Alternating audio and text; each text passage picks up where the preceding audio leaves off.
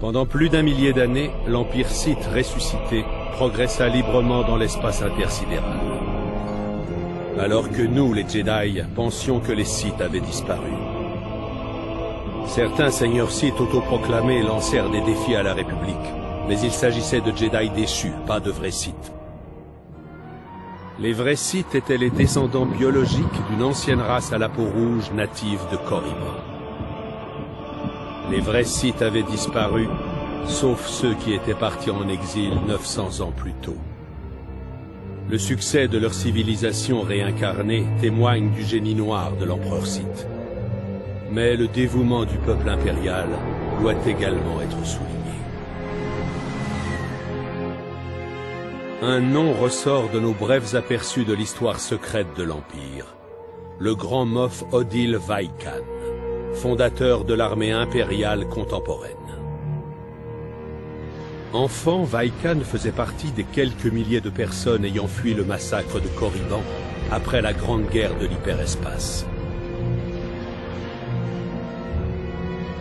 Afin d'échapper à leurs ennemis, l'Empire conduisit une petite flotte de vaisseaux Sith dans un saut hyperspatial vers des régions inconnues. La flotte exilée erra dans l'espace intersidéral pendant de nombreuses années. Pendant ce temps, Vaikan apprit à naviguer et devint l'un des pilotes les plus respectés de la flotte.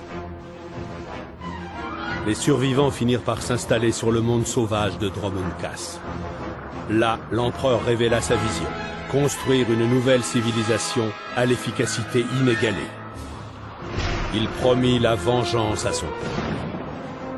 Il leur promit un empire destiné à dominer la galaxie. Un empire destiné à sonner le glas de la République. Le rôle de l'empereur dans cette reconstruction était purement visionnaire. Il se serait isolé et aurait confié la logistique au Conseil Noir nouvellement formé et à des chefs impériaux dévoués comme Odile Vaikan. Tandis que le Conseil Noir débattait de projets à long terme et de la structure du pouvoir Sith, le jeune Vaikan s'attela à la lourde tâche d'imposer l'ordre. Vaikan enrôla ceux qui n'utilisaient pas la force et qui étaient assez âgés dans l'armée impériale. Puis, il mit au point un régime d'entraînement impérial encore en vigueur aujourd'hui. Grâce à son armée bien entraînée, Vaikan dirigea une campagne destinée à laisser une empreinte dans la jungle de Dromund Kaas, afin que la nouvelle capitale de l'Empire ait assez de place pour s'épanouir. Les archives racontent qu'au cours de cette campagne, il tua lui-même un Terran Katek enragé à l'emplacement actuel de la citadelle impériale. Après avoir installé l'Empire sur Dromund Kaas, Vaikan s'intéressa à la construction d'une nouvelle flotte impériale.